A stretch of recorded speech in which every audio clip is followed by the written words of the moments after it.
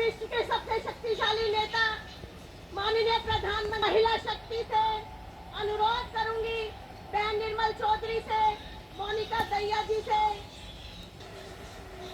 आज का दिन हम सब के लिए ऐतिहासिक है। आज भारत का लोहा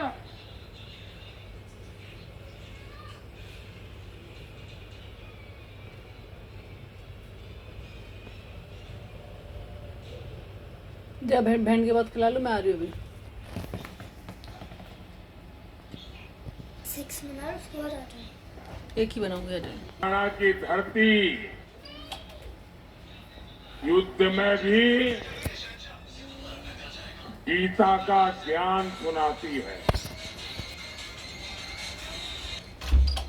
सत्य और असत्य के बीच में हो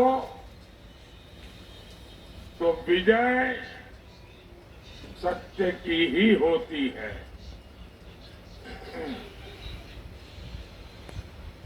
साथियों,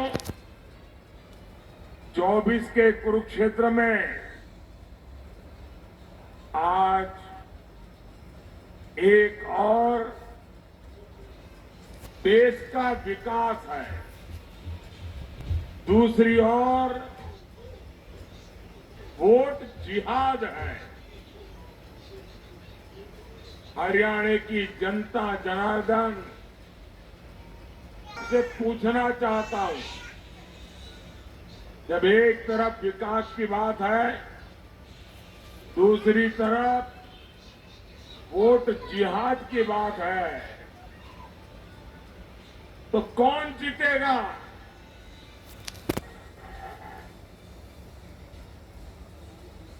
आपके जवाब ने तय कर दिया है। फिर एक बार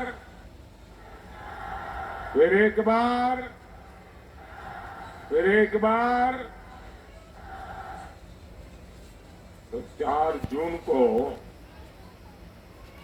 ये मुत्तूराम की जलेबी का क्या होगा?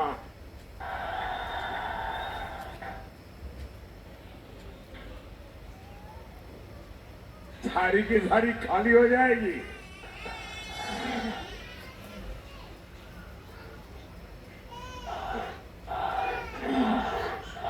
कीमत पर सत्ता चाहिए, और कीमत क्या है?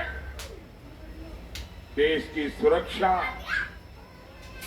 देश की स्थिरता, देश का सम्मान।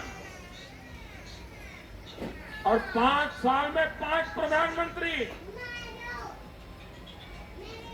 ये इनकी सरकार चलाने का फॉर्मूला है। और कल तो इंडिया अलायंस के एक नेता ने मीडिया वालों को भी बताया कि 5 साल 5 प्रधानमंत्री। अब मुझे बताइए भैया, ये 5 साल 5 प्रधानमंत्री से देश का कुछ भला होगा क्या? ये हर साल नया प्रधानमंत्री आएगा तो क्या करेगा?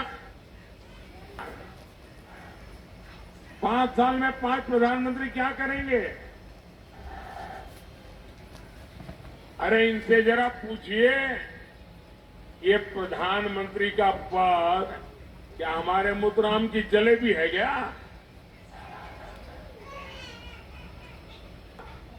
तो केवल हमारा तिरंगा लहराएगा।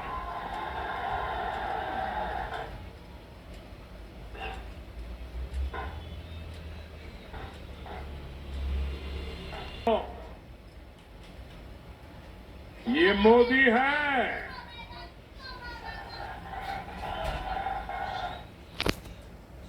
ये 370 को वापस लाने के सपने छोड़ दो,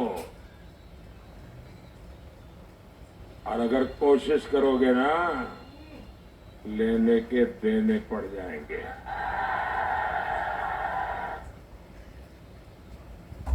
साथियों, आप समय हर रोज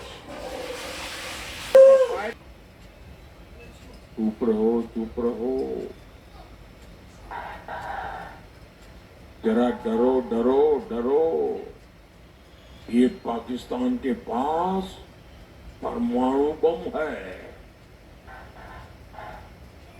ये कांग्रेस वाले पाकिस्तान के प्रवक्ता बन करके मुझे आंखें दिखा रहे हैं, बताओ भाई।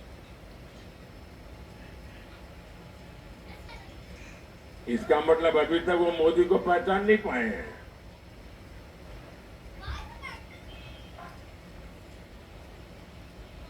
साथियों, आप मुझे बताइए, क्या भारत को पाकिस्तान से डरना चाहिए क्या?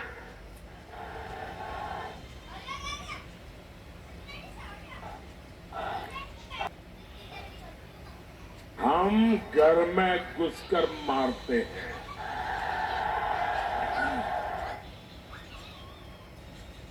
कांग्रेस सारे पैतरे केवल तुष्टीकरण के लिए चल रही है। संपत्ति पर पहला अधिकार इस देश के गरीबों का है।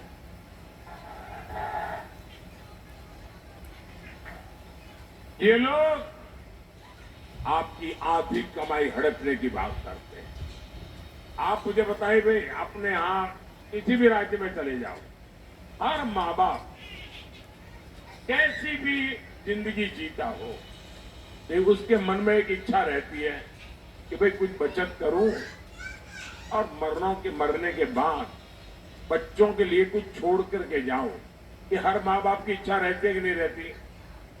अपने संतानों को कुछ दे करके जाने का हर एक का मन में इच्छा रहती है ना। कोई माँ बाप बच्चों के लिए कर्ज छोड़ करके नहीं जाना चाहता, कुछ न कुछ दे करके जाना चाहता है। अब ये कांग्रेस वाले लाए हैं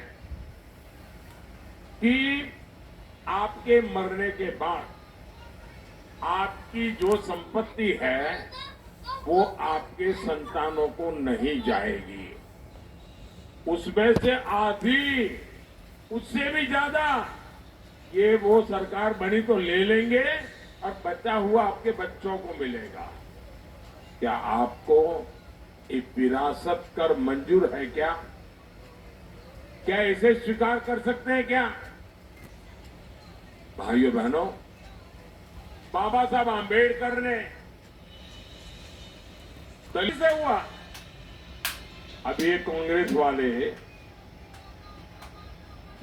बाबा साहब आंबेडकर की पीठ में चूरा पोंछ करके, संविधान के लीरे लीरे उड़ा करके ये एससी, एसटी, ओबीसी का जो आरक्षण है वो मुसलमानों को देना चाहते हैं।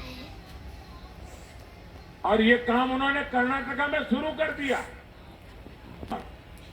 वहां जितने भी मुसलमान हैं, जितने भी मुसलमान, कितना धनी हो, अमीर हो, पैसे वाला सिद्ध कर दिया। एक कागज पे थप्पा मार के कह दिया सब ओबीसी है। तो परिणाम ये आया कि ओबीसी को जो आरक्षण मिला हुआ था उसमें से डाका डाल दिया, एक बहुत बड़ा हिस्सा लूट लिया, और जो ओरिजिनल ओबीसी है वो हाथ घिसते रह गए। अब यही मॉडल पूरे देश में लागू करना चाहते हैं। क्या आपको ये मंजूर है क्या? ये होने देंगे क्या? ऐसे लोगों को सरकार में आने देंगे क्या? क्या ऐसे इंडी गठबंधन वालों को हरियाणा में एक भी सीट मिलनी चाहिए क्या? साथियों, इंडी गठबंधन वालों को नहीं है। अब आप देखिए, अयोध्या में 500 साल के इंतजार के बाद प्रभु राम का मंदिर बनाने की प्रतीक्षा पूरी हुई।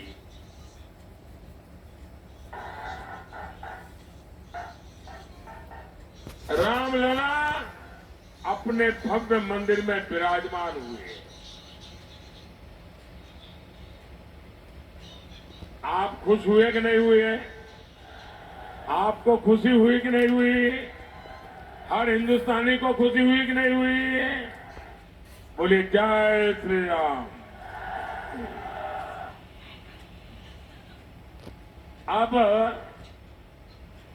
देश आजाद हुआ, उसके दूसरे दिन ही राम मंदिर बनना चाहिए था कि नहीं बनना चाहिए था? इन्होंने लटकाए रखा, अदालतों में ले गए, अदालतों में भी अड़ंगे डाले। कांग्रेस ने अपने वोट जिहाद वालों को खुश करने के लिए जितनी रुकावटें कर सकते हैं की।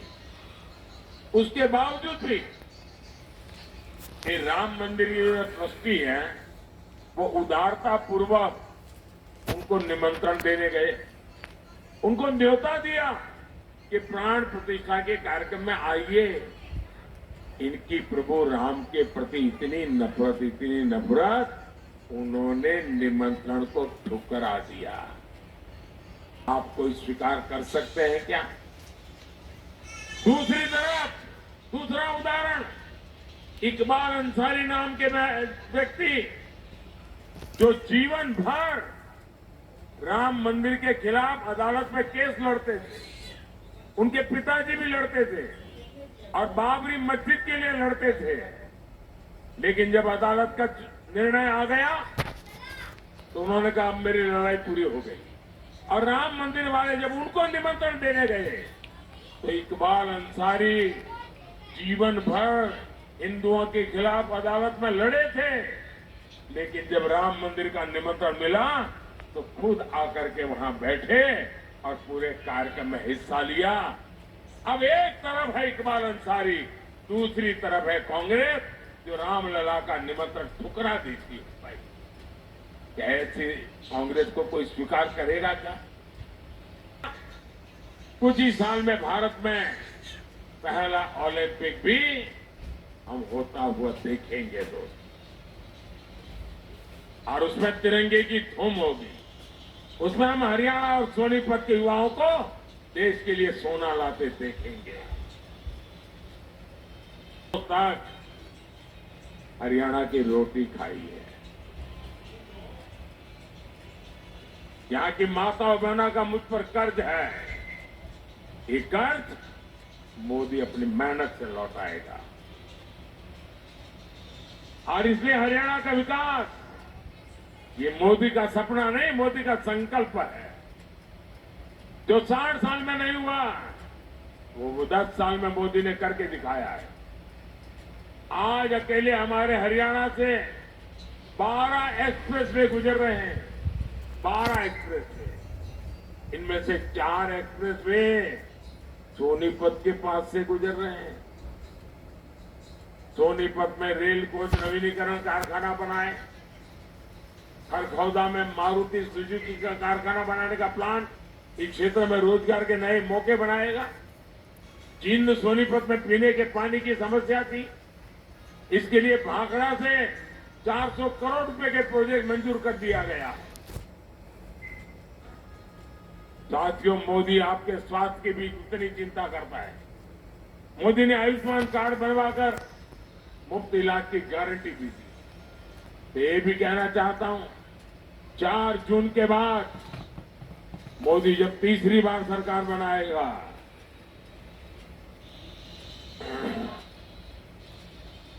तो आपके परिवार में 70 साल से ऊपर के जो भी लोग हैं, 70 साल के ऊपर के आपके माता पिता, दादा दादी, नाना नानी, चाचा चाची जो भी है, अब इनके बीमारी में इलाज का जिम्मा आपका नहीं, ये आपका बेटा मोदी करेगा।